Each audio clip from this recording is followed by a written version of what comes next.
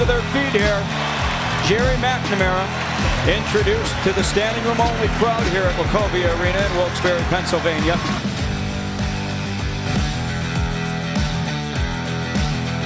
Hello everybody and happy Thanksgiving. I am joined by a turkey for today's show. This thing here I made back in preschool, and ever since then it's been a staple at our Thanksgiving table. As you can see, I painted it and also made the beak, and the very back of it is crayon feathers. Yes, I always enjoy having this at the table every year, and it is among my favorite artworks, aside from this channel, of course. Hopefully you took the time off from your work, your school, whatever you're doing, to go spend time with family. And if you weren't with family, maybe you were doing something fun otherwise. Like playing basketball. That's probably a good one. Siena basketball took the Thanksgiving week off again to Florida for the third year in a row. Siena went to the Fort Myers tip-off for the semifinals, and they played in the Palms division. Thanksgiving is synonymous with the 3 F's: family, food, football. However, here in Southwest Florida, we also like to add in a B, basketball. During Turkey Week, Fort Myers turns into a hoops hub. Last week, they lost against Xavier. How did they do this time? Unfortunately, it was another losing streak for Gerry McNamara. The Saints are now 3-4 in play. First off, the Saints lost to Miami of Ohio at the first round game at the Suncoast Credit Union Arena. As you can see by the score there, the Saints lost by 12 points. Gerry McNamara was very disgusted with how the Saints played. He didn't find any of the 40 minutes that they played enjoyable in the slightest. Going over to our 5 key takeaways, Major Freeman led them in double figures with 15 points for the Saints. He was their leading scorer, and despite the fact that the Saints were, unfortunately, barely awake for most of the game, Freeman was at least awake.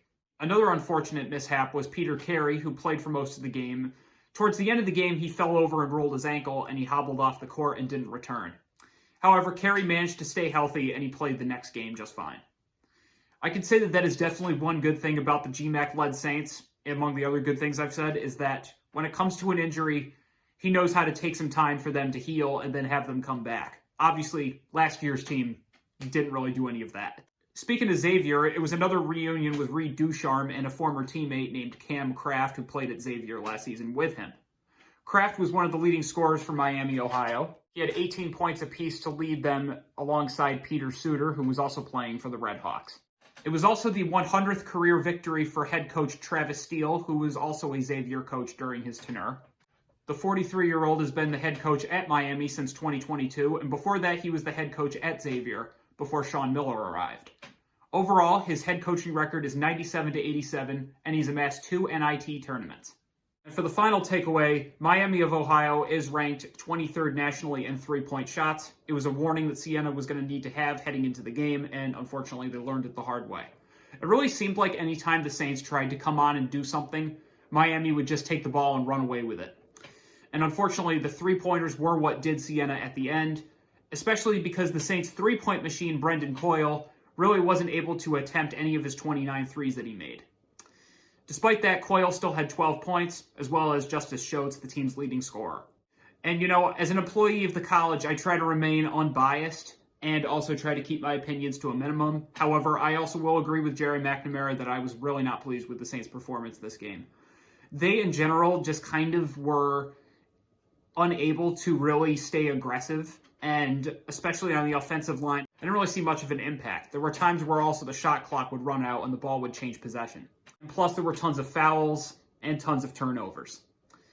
Unfortunately, if you really want to stay competitive, you can't just be playing defensively. You also got to be playing offensively and really just going for it when you're trying to shoot the ball. It may seem easier than it sounds, but unfortunately, that's just how you play basketball. You make the ball into the net, and there you go, you score points. But thankfully, Siena had another day to get better and see what they were in for. How'd they do? Well, it was another loss. The Saints lost to Jacksonville.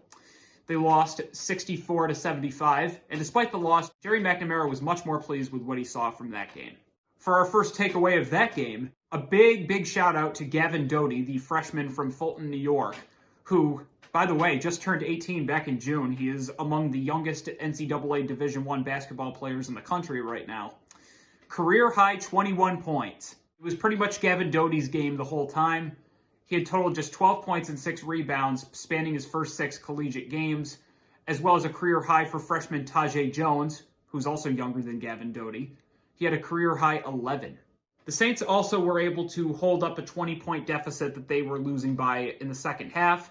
At one point, thanks to some threes shot by Major Freeman, the Saints cut the lead down to 6.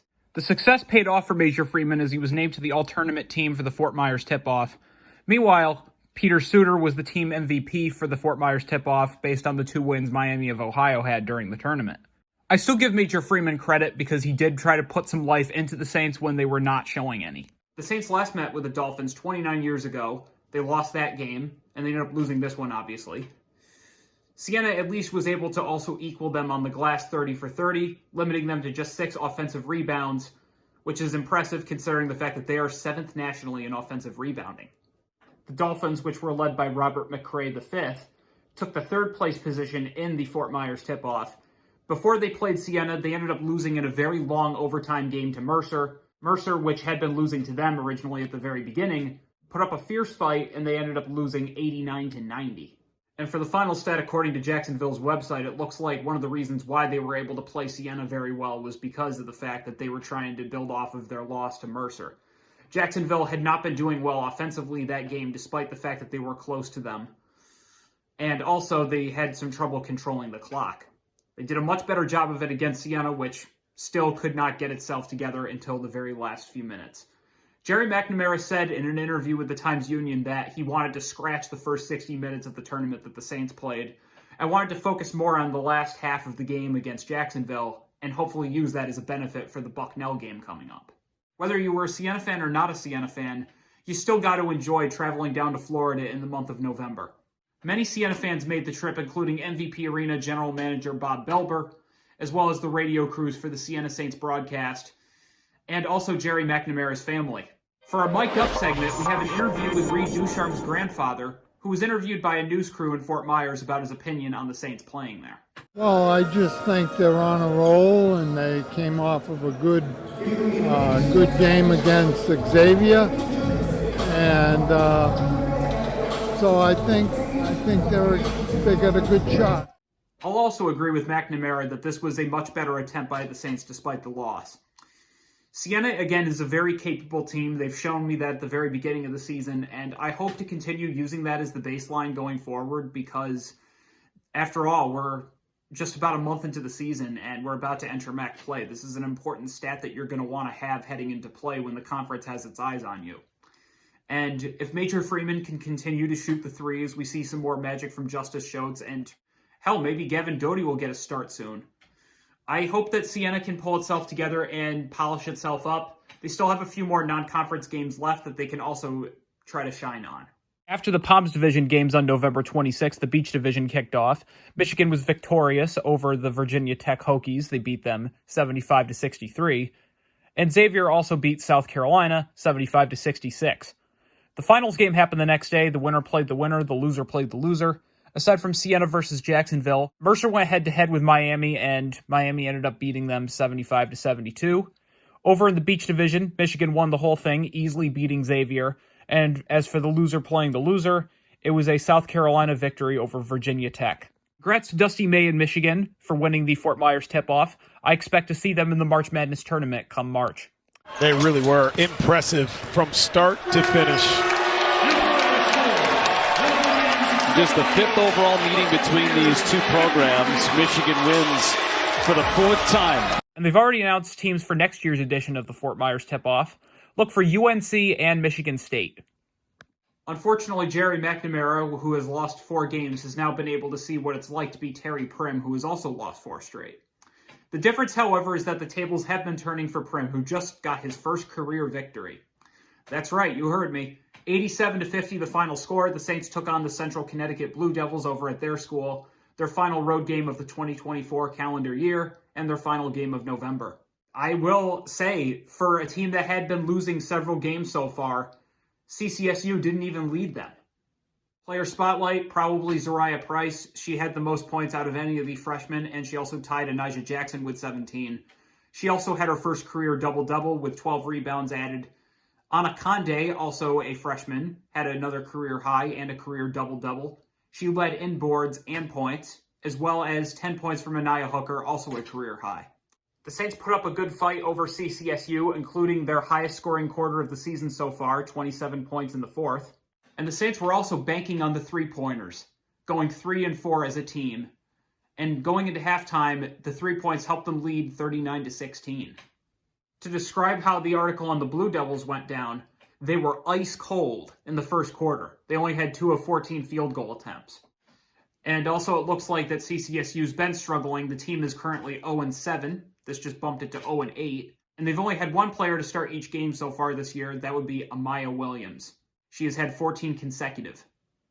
Other players of note, Selena Monestime led the Blue Devils in scoring 3 times so far this season. And they also led in steals from Jessica Farrell. And you know what? I feel very happy for Terry Primm. This was something that needed to happen for him heading into Thanksgiving break.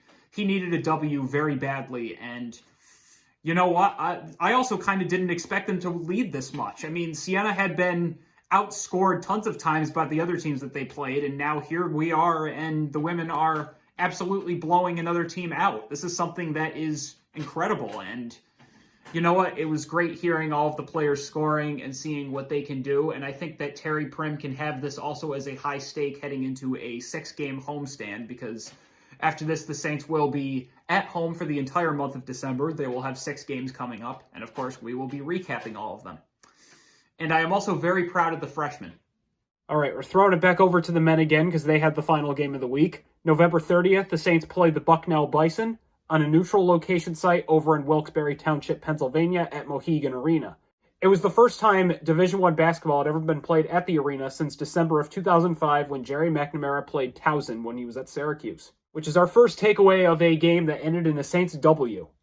That's right, the Saints are back on track, sort of. They just need to get another win, and they will have matched last season's record. The Saints are now 4-4. They beat the Bison 71-58 in front of a crowd of 3,079. So, probably not the ideal crowd GMAC was looking for, but it's in the middle of Thanksgiving, so I'm sure people are still traveling home, and plus we also got some snow, so that probably caused some headaches. Another headache was ESPN, which wasn't able to get the stream up. You could tell because when you haven't had a game there in almost 19 years, technology changes and you got to be able to change with the technology. It was also a homecoming for Justice Schultz, who had his first start of the game.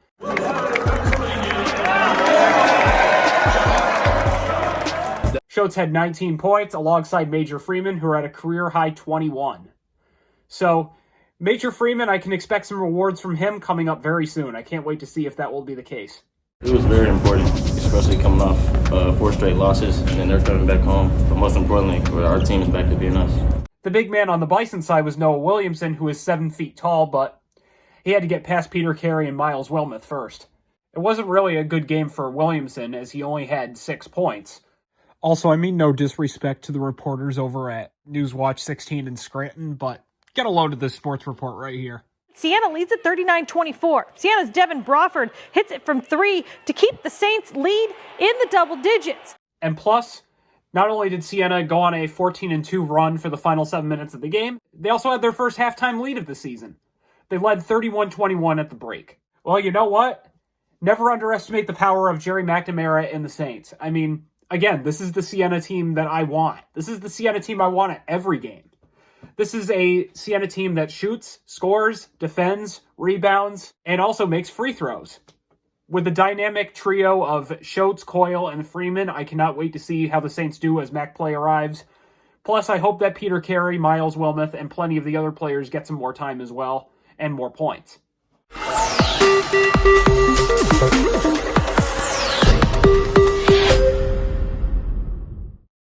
Time for the MAAC report. This is the final week of regular competition before conference competition begins next week, and then we'll resume again for the rest of December.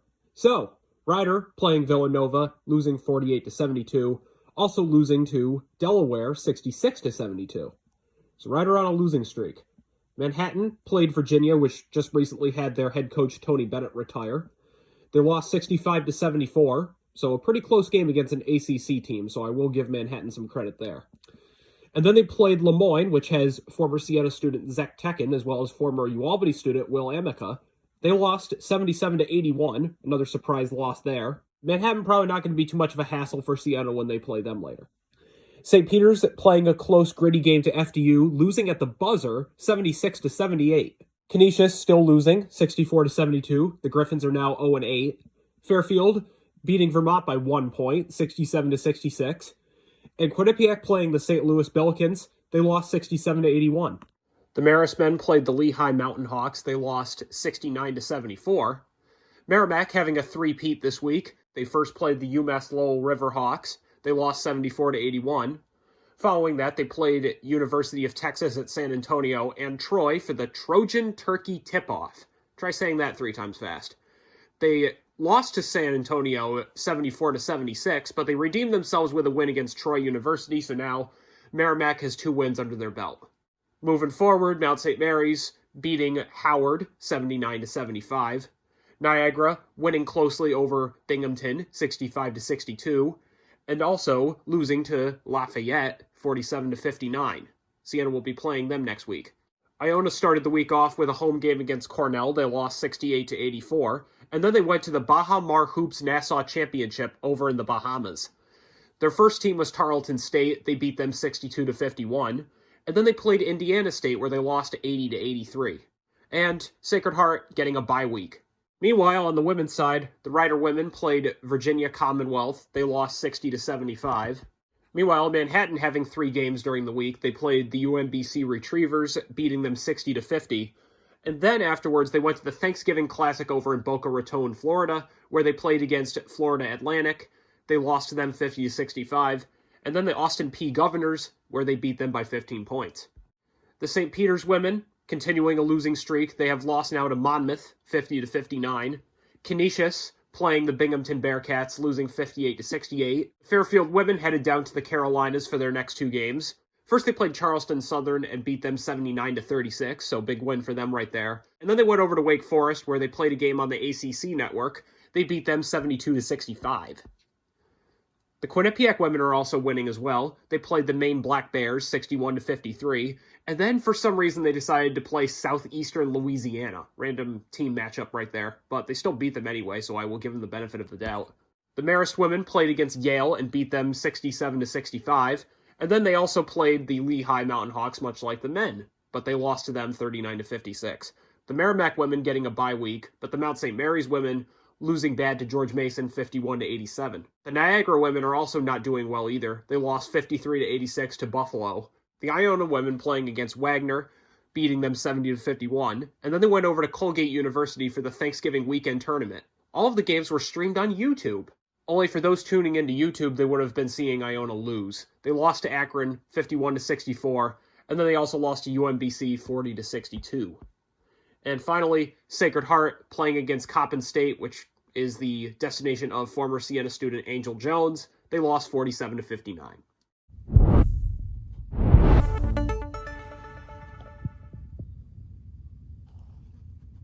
All right, looking ahead, Siena will be starting MAAC play next week on December 6th. The Saints will be taking on Niagara. The women, meanwhile, begin a 6-game homestand at home. They start off with the UMass Minute women. That game will be played on Sunday, December 1st. And then on Saturday, December 7th, they'll be taking on the UAlbany women, who are currently on an undefeated streak. The UAlbany game is going to be a challenge for Siena, and I'm not really predicting a lot of good things coming out of that one, but UMass might be doable. I don't know yet. I did some scouting with UAlbany, and they've got a lot of top-notch players, as well as Jessica Tomasetti, who transferred from Mount St. Mary's. So Siena will be no stranger to her, but it'll be an interesting game nonetheless. All right, we're going to end the video off with something that happened 20 years ago. Siena College playing against Gerry McNamara when he was a student at Syracuse. The Orange took the trip up to Albany. Gerry McNamara playing in the place that made him famous during the NCAA tournament run. Of course, the Orange won against the Saints, but it's pretty funny considering the fact that I'm sure he had no idea at the time that he would be ending up in Albany some 20 years later coaching basketball over there. A pair of New York schools are set to do battle here in the state capitol this afternoon. It's number 5 Syracuse taking on the so far winless Saints of Siena this afternoon. Remember, this is the team that returns all 5 of their starters, including one of the best guards in the country, Gerry McNamara. Well, his scoring numbers may be down, but you know what? There's only one number he cares about. That's the one on the scoreboard at the end of the game. This kid's a winner. They love his toughness. They love his aggressiveness. He'll do whatever it takes. Pass the ball, shoot the ball.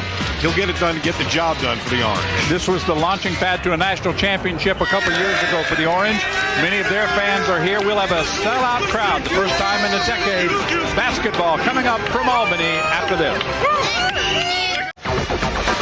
It is Siena hosting Syracuse. The Saints are 0-4. The Orange are 4-0 as we get set to bring you basketball from the state capital of New York. Let's take a look at the starting lineup for these two teams. You can see a little bit of a change for Siena in that McClinton will get the start today, but keep your eye on number 33, Haddix. He's been their most solid player. Boy, he is an overachiever, only 6'6". He's going to probably graduate as the second all-time leading rebounder, averaging 6 a game and 17.5 points a game. And he had a good game against Syracuse last year.